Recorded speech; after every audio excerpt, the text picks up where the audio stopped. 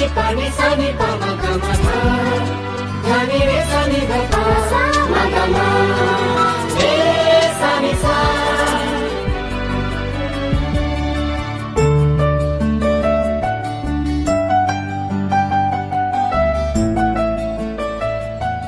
नमस्कार श्रोता बंधु, आज जुग साहित्य अखंड ज्योतिरु किछि स्वाध्याय करिबा। विषय है गायत्री उपासना केबे निष्फल हुए नहीं। जेउठी कोनोसी वस्तुर निर्माण और उत्पादन को नहीं विविध प्रकार प्रयोग करा जाए सही कार्यस्थल को प्रयोगशाला कहती। कोनोसी नूतन वस्तुर उत्पादन और आविष्कार को नहीं वैज्ञानिक माने दिन राति तथा वर्ष वर्ष धरी श्रम करती, पुरुषार्थ करती, विविध प्रकार प्रयोग करती। तापरे जाई सेमाने वांछित वस्तुर आविष्कार और उत्पादन करिबारे सफल होइथांती।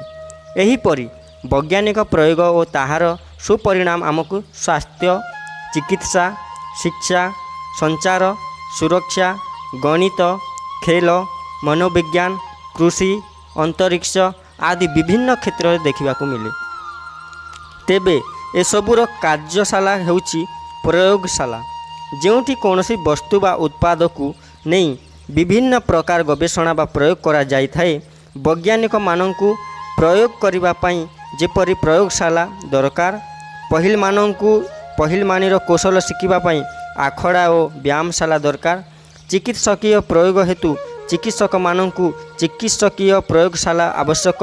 अध्यापन पई अध्यापक माननकु पाठशाला रूपी प्रयोगशाला आवश्यक।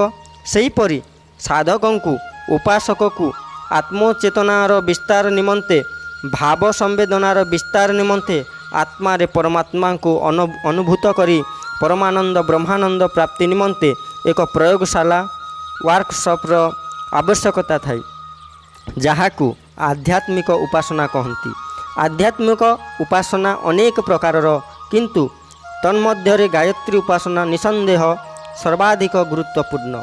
भागवत प्राप्ति, ब्रह्मानंदर प्राप्ति एवं अन्य आध्यात्मिक और भौतिक सुख समृद्धि सकाशे साधकों को निज उपर नियमित रूपे गायत्री उपासना प्रयोग करने को पड़ी थाए।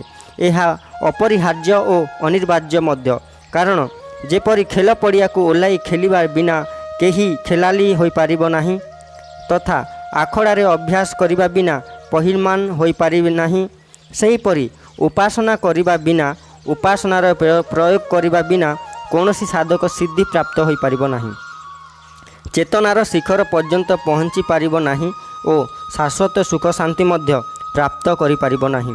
निज सहित उपासना रूपी आध्यात्मिक प्रयोग करी असंख्य साधक, उपासक, संत, जोगी निज आत्मचेतना को परमात्मा चेतना सहित एकीकृत करिबारे सफलता पाइछंती ओ आध्यात्मिकतार उच्च क्षितिजरे चमकुथिबा तारा ज्योतिष्क रूपे स्थापन करिछंती। व्यक्ति निज सहित उपासना रूपी प्रयोग करिबा पई प्रस्तुत कि नुहे, से कौन हेबाकू चाहे, देवता ना दानव, जोगी ना भोगी, सुखी ना दुखी, एसबू संपूर्ण रूपे व्यक्ति उपर निर्भर करे।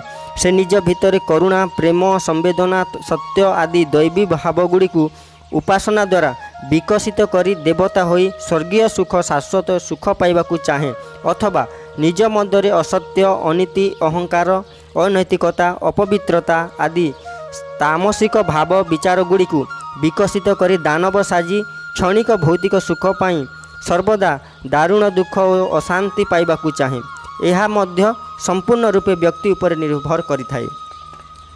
आमे जेपरि हेबाकू चाहूचे आमे सेपरि जीवन यापन भी करबा दरकार। निज व्यक्तित्वर समग्र विकास निमंते आमको निज जीवनर प्रयोगशाला रे तदनुरूप प्रयोग और पुरुषार्थ करबा आवश्यकता रही। प्राय लोके भगवानक प्रतिमा पाखरे बसी किछि सामग्री अर्पण करिदेबा, किछि मंत्र उच्चारण करिनेबा और कामना पूरण पाई भगवान को गुहारी करने को ही उपासना मानि नियंती। एभली उपासना द्वारा भला मन बुझी जाई पारे और मनोरंजन होई पारे, किंतु यह द्वारा व्यक्तिर आंतरिक रूपांतरण होई पारिबो नाही। आंतरिक रूपांतरण हेतु उपासनार मूल तत्व को बुझिबा और तदनुरूप प्रयोग करिबा आवश्यक। उपासनार प्रकृत स्वरूप स्पष्ट करी परम पूज्य गुरुदेव निजर पुस्तक आमर इच्छापत्र और उत्तराधिकार रे लिखिछंती जे उपासना नारे प्राय लोके ଭାବନ୍ତି ଯେ ଭଗବାନଙ୍କୁ ପ୍ରସାଦ ନୈବେଦ୍ୟ ନଡ଼ିଆ ଅଳେଇଚି ଭଳି ବସ୍ତୁ କେବେ ମିଳେ ନାହିଁ, ତେଣୁ ସେ ଏହା ପାଇଗଲେ ବହୁତ ଖୁସି ହୋଇଯିବେ। କିଛି ସ୍ତୁତି ପାଠ ଶୁଣି ଜାଗିରଦାରଙ୍କ ପରି ନିଜର ପ୍ରଶଂସା ଶୁଣି ସେ ପ୍ରସନ୍ନ ହୋଇଯିବେ ଓ ଆମକୁ ମାଲଦାର କରିଦେବେ। ଏହି ଖେଳ ଦ୍ୱାରା ଭଗବାନଙ୍କୁ ଫୁସୁଲାଇ ହେବ, ଠକି ହେବ ଏବଂ ମନସ୍କାମନା ପୂରଣ କରିବା ପାଇଁ ତାଙ୍କୁ ଲୋଭାଇ ହେବ। ତେଣିକି ତାହା ଉଚିତ ହେଉ କି ଅନୁଚିତ, ନ୍ୟାୟସଙ୍ଗତ ହେଉ କି ଅନ୍ୟାୟପୂର୍ଣ୍ଣ ହେଉ, ଭଗବାନ ତାହା ଅବଶ୍ୟ ପୂରଣ କରିଦେବେ। ଏପରି ବୁଝି ଲୋକେ ପ୍ରାୟ ଭୁଲ ହିଁ କରିଥାନ୍ତି। ପୂଜ୍ୟ ଗୁରୁଦେବ କହିଛନ୍ତି ଯେ ସାଧାରଣ ଲୋକେ ପ୍ରାୟ ଏହି ଭ୍ରାନ୍ତିର ଶିକାର ହୋଇଥାନ୍ତି ଏବଂ ଏହାକୁ ହିଁ ଉପାସନା ମାନି ବସନ୍ତି। କେତେକ ସ୍ୱର୍ଗ ମୁକ୍ତି ଓ ସିଦ୍ଧିର ଚକ୍କରରେ ଥାନ୍ତି। ମାଲା ବୁଲାଉଥିବା ଓ ଅଗରବତୀ ଜଳାଉଥିବା ଲୋକଙ୍କ ମଧ୍ୟରୁ ଅଧିକାଂଶ ଏହିପରି ହୋଇଥାନ୍ତି, କିନ୍ତୁ ବସ୍ତୁତ ଉପାସନାର ଅର୍ଥ ହେଲା ଉପାସ୍ୟଙ୍କ ପାଖରେ ବସି ଓ ଉପାସ୍ୟଙ୍କ ଗୁଣଗୁଡ଼ିକୁ ଧାରଣ କରିବା। ସେ ନିଜର ଉଦାହରଣ ଦେଇ କହିଛନ୍ତି, ଆମକୁ ଆମର ମାର୍ଗଦର୍ଶକଙ୍କ ଆତ୍ମସ୍ପର୍ଶ ହେତୁ ସର୍ବପ୍ରଥମେ ଉପାସନାର ତତ୍ତ୍ୱଦର୍ଶନ ଓ ସ୍ୱରୂପ ବୁଝାଇଲେ ଏବଂ କହିଲେ ଯେ ଭଗବାନ ତୁମ ଇଚ୍ଛାରେ ନାଚିବେ ନାହିଁ। ତୁମକୁ ହିଁ ଭଗବାନଙ୍କ ଭକ୍ତ ହେବାକୁ ପଡ଼ିବ ଏବଂ ତାଙ୍କ ଇଶାରାରେ ଚାଲିବାକୁ ପଡ଼ିବ। ଏପରି କରିପାରିଲେ ତଦନୁରୂପ ହେବାର ଲାଭ ପ୍ରାପ୍ତ ହେବ। ପୂଜ୍ୟବର ଉପାସନାର ପ୍ରଭାବକୁ ସ୍ପଷ୍ଟ କରି ପୁଣି କହିଛନ୍ତି, ଇନ୍ଧନର ମୂଲ୍ୟ କମ୍ ହୋଇଥାଏ, କିନ୍ତୁ ଯେତେବେଳେ ତାହା ଅଗ୍ନି ସହିତ ଯୋଡ଼ି ହୋଇଯାଏ ସେଥିରେ ଅଗ୍ନିର ସମସ୍ତ ଗୁଣ ଆସିଯାଏ। ଅଗ୍ନି ଇନ୍ଧନ ହୁଏ ନାହିଁ, ଇନ୍ଧନକୁ ହିଁ ଅଗ୍ନି ପାଖରେ ବସି ଅଗ୍ନି ହେବାକୁ ପଡ଼ିଥାଏ। ଭକ୍ତକୁ ଉପାସକଙ୍କୁ ଭଗବାନଙ୍କ ଇଶାରାରେ କାଠ କଣ୍ଢେଇ ପରି ନାଚିବାକୁ ପଡ଼ିଥାଏ। ଭକ୍ତକୁ ଆତ୍ମସମର୍ପଣ କରିବାକୁ ପଡ଼ିଥାଏ।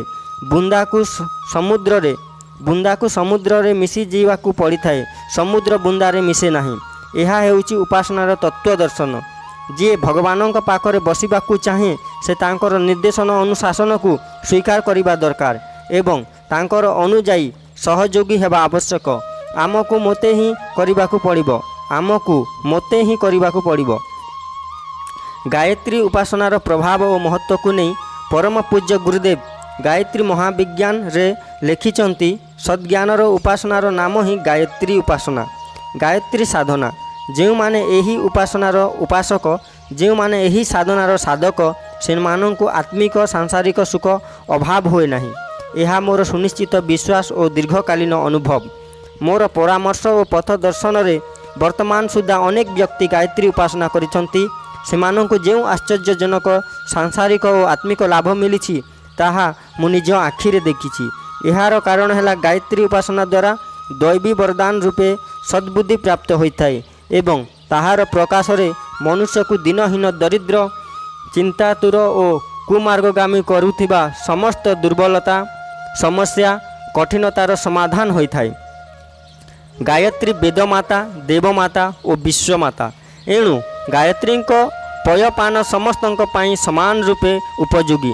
ଗାୟତ୍ରୀ ବେଦମନ୍ତ୍ର। ଗାୟତ୍ରୀ ମନ୍ତ୍ରଗୁଡ଼ିକ ମଧ୍ୟରେ ଶିରୋମଣି ଗାୟତ୍ରୀ କାମଧେନୁ। ଗାୟତ୍ରୀ ଉପାସନା ପ୍ରତ୍ୟେକ ଦୃଷ୍ଟିରୁ ପ୍ରଭାବଶାଳୀ ଓ ଗୁରୁତ୍ୱପୂର୍ଣ୍ଣ। ଏହା ବହୁତ ପ୍ରଭାବ ପକାଇଥାଏ। ଗାୟତ୍ରୀ ଉପାସନାର ନିୟମିତ ପ୍ରୟୋଗ ଜୀବନ ସାରା ଚାଲିବା ଉଚିତ। ଗାୟତ୍ରୀ ଉପାସନା ଅନ୍ତର୍ଗତ ଅନ୍ତରିକ୍ଷରେ ପ୍ରାତଃକାଳୀନ ଉଦୀୟମାନ ଭଗବାନ ସୂର୍ଯ୍ୟଙ୍କ ଧ୍ୟାନ କରିବା, ଉଦୀୟମାନ ସବିତା ଦେବଙ୍କ ସ୍ୱର୍ଣ୍ଣିମ ରଶ୍ମିଗୁଡ଼ିକରେ ସ୍ନାନ କରିବାର ଭାବକୁ ଧ୍ୟାନ କରିବା ଏବଂ ସେହି ସ୍ନାନ ଦ୍ୱାରା ଶରୀରର, ମନ, ବୁଦ୍ଧି ଓ ଆତ୍ମା ପବିତ୍ର ତଥା ପ୍ରକାଶିତ ହେବାର ଭାବକୁ ଧ୍ୟାନ କରିବା ସମାହିତ। ପୁଣି ଅନ୍ତରିକ୍ଷରେ ଉଦୀୟମାନ ସୂର୍ଯ୍ୟଙ୍କ ମଧ୍ୟରେ ଅକ୍ଷର ରୂପେ ପ୍ରକାଶିତ ମହାମନ୍ତ୍ର ଗାୟତ୍ରୀର ଦର୍ଶନ କରିବା ଅଥବା ଉଦୀୟମାନ ସୂର୍ଯ୍ୟଙ୍କ ମଧ୍ୟରେ ସଗୁଣ ସାକାର ରୂପରେ ପ୍ରକଟ ଓ ପ୍ରକାଶିତ ହୋଇଥିବା ଆଦ୍ୟଶକ୍ତି ଗାୟତ୍ରୀ ମାତାଙ୍କ ଦର୍ଶନ କରିବା ଏବଂ ପୁଣି ସେହି ଉଦୀୟମାନ ସୂର୍ଯ୍ୟଙ୍କୁ ନିଜ ହୃଦୟ ରୂପୀ ଗୁମ୍ଫାରେ ସ୍ଥିତ ଆତ୍ମାରେ ଉଦୀୟମାନ ହେବାର ଭାବକୁ ଧ୍ୟାନ କରିବା ଓ ଏହା ସହିତ ଗାୟତ୍ରୀ ମହାମନ୍ତ୍ରର ଅର୍ଥ ଚିନ୍ତନ କରିବା ମାନସିକ ରୂପେ ଗାୟତ୍ରୀ ମନ୍ତ୍ରର ଜପ କରିବାର ବଡ଼ ପ୍ରଭାବଶାଳୀ ଉପାସନା ହୋଇଥାଏ। ଉଦୀୟମାନ ସବିତା ଦେବଙ୍କ ଧ୍ୟାନ କରିବା ଗାୟତ୍ରୀ ମନ୍ତ୍ର ଜପ କରିବା ଦ୍ୱାରା ସାଧକଙ୍କୁ ଓଜସ୍, ତେଜସ୍ ଓ ବର୍ଚସ୍ର ପ୍ରାପ୍ତି ହୋଇଥାଏ। ଏହି ଉପାସନା ନିୟମିତ ରୂପେ ସଂଯମ ଓ ଶ୍ରଦ୍ଧାପୂର୍ବକ ଦୀର୍ଘକାଳ ପର୍ଯ୍ୟନ୍ତ କରିବା ଦ୍ୱାରା ସାଧକ ଉପାସକର ଚିତ୍ତ ନିର୍ମଳ ହୋଇଥାଏ ଏବଂ ତାକୁ ବିବିଧ ରୂପେ ଆତ୍ମସାକ୍ଷାତକାର ହୋଇଥାଏ। ତାକୁ ଭୌତିକ ଓ ଆଧ୍ୟାତ୍ମିକ ଉଭୟ ପ୍ରକାର ସୁଖ ପ୍ରାପ୍ତ ହୋଇଥାଏ। ଉପାସନାର ଲକ୍ଷ୍ୟ ହେଉଛି ବ୍ୟକ୍ତିତ୍ୱର ପରିଷ୍କାର।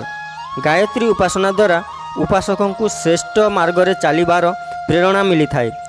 ଉପାସକର ବୁଦ୍ଧି ପ୍ରଖର ଓ ତେଜସ୍ୱୀ ହୋଇଥାଏ ଏବଂ ଆତ୍ମାରେ ପରମାତ୍ମାଙ୍କ ଜ୍ଞାନ ପ୍ରକାଶ ଫୁଟି ପଡ଼େ, ଯଦ୍ୱାରା ଉପାସକଙ୍କୁ ଭୌତିକ ଜୀବନରେ ସୁଖ ଶାନ୍ତି ସମୃଦ୍ଧି ସହିତ ବ୍ରହ୍ମ ସୁଖ ଓ ଭଗବତ ପ୍ରାପ୍ତି ରୂପେ ପରମ ଆଧ୍ୟାତ୍ମିକ ଲାଭ ଉପଲବ୍ଧି ହୋଇଥାଏ।